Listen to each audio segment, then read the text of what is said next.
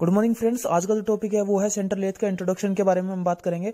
तो जो आपके सामने मशीन है ये है सेंटर लेथ मशीन और हम इसके इंट्रोडक्शन के बारे में बात करते हैं। तो सबसे पहले हमारा ये आता है गियर बॉक्स। इसके अंदर डिफरेंट टाइप्स के गियर होते हैं। फॉर थ्रेड बनाने के लिए यूज करा जाता है, तब हम गियर का यूज करते हैं और इस पूरे हिस्से को बोलते हैं हेड स्टॉक। अब हम गियर बॉक्स में देखें तो अंदर देख रहे हैं आप, यहाँ पर बहुत सारे गियर लगे हुए हैं और जो ये सामने है ये लीवर है, ये राइट हैंड साइड और लेफ्ट हैंड साइड चलता है। इसके अंदर फ्रेंड्स ऊपर की तरफ राइट हैंड होता है, नीचे की तरफ लेफ्ट हैंड। ये है आपकी पुल्लियां जो मोटर से कनेक्ट होती है और यहाँ पर इनसाइड हेड स्टॉक के अंदर कनेक्ट होती है। ठीक है, ये आपकी बेल्ट है जो पावर ट्रांसमिट करने के काम में आती है। यहाँ पर ये वाला है स्विच बटन और ये है चक को होल्ड करने के लिए और ये है आपके लीवर्स फ्रेंड। यहाँ पर लीवर यूज होते हैं थ्रेड के लिए। अब हम बात करते हैं हेड स्टॉक के अंदर। तो यहाँ पर जो आपको ये दिखाई दे रहा है ये सब पुल्लियां लगी हुई हैं और ये एक स्प्लेंडर के ऊपर लगी हुई हैं। ठीक है फ्रेंड्स, ये जो अभी हाथ में है ये है आपकी वी बेल्ट। अब हम बात करते हैं कि स्प्लेंडर होता कैसा है। तो सबसे पहले इनको सेट कर कर इनको यहाँ पर ये क्लोज कर लेते हैं। ये यहाँ पर दिखाई दे रहा है ये है स्प्लेंडर और ये आपका पूरा चक है। चक इसमें माउंटेन है और यहाँ पर ये जो चक लगा हुआ है ये है फोर्जा चक। अब हम बात करें तो 1 2 3 4 जा हैं ये आपके और ये है चक। आप देख रहे हैं इसमें फोर्जा चक। एक होता है थ्रीजा चक। तो थ्रीजा चक कैसा होता है, ये है आपका थ्रीजा चक। 1 2 और 3, इसमें 3 जा होते हैं और ये यूनिवर्सल चक भी बोलते हैं। अब हम बात करते हैं फोर्जा चक की। तो यहाँ पर इसको नॉर्मली सेंटरिंग करा जाता है। ये आपका वर्क पीस है और यहाँ पर लाइफ सेंटर लगता है। ये फोर्जा चक है, आप देख लीजिए। अब हम बात करते हैं फ्रेंड्स, जो ये आपके सामने दिखा रखा है ये है वी बेड और फ्लैट बेड। कंबाइंड बेड बोलते हैं इसको हम दोनों को और इसके ऊपर हमारा पूरा कैरेज मूव करता है। यहाँ पर जो ये रोड है इसको लीड स्क्रू बोलते हैं और कम्युनिकेशन रोड भी बोलते हैं। इसी की मदद से हम थ्रेड बनाते हैं फ्रेंड्स। यहाँ पर जो लीवर है जिसकी मदद से हमारा पूरा कैरेज मूव करता है तो वो आपको अंदर दिखाई दे रहा है फ्रेंड्स। ये लीवर की मदद से क्लोज और ओपन होता है। ठीक है, अब हम बात करते हैं इसके अंदर जो ये पूरा हिस्सा आपको दिखाई दे रहा है ये वाली जो चीज है इसको बोलते हैं की। फॉर चक को सेंटरिंग करने के काम में आती है। इससे हम यहाँ पर चक के जा को ओपन और क्लोज करते हैं।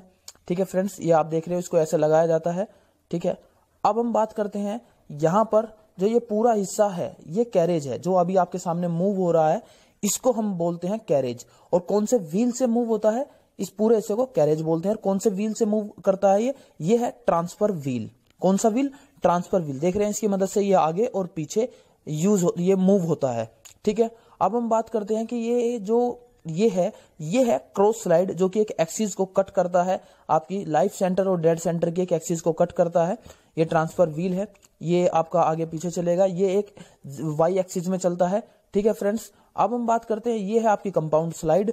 ठीक है, ये कंपाउंड स्लाइड है, टेपर के लिए यूज करते हैं और यहाँ पर एंगल और डी बना हुआ है। देख रहे हैं आप प्रोटेक्टर बना हुआ है 0 degree 10 degree 15 degree 20 degree 30 degree. तो ये प्रोटेक्टर है डी है, इसको खोलकर यहां से और हम अपना डिग्री सेट कर सकते हैं।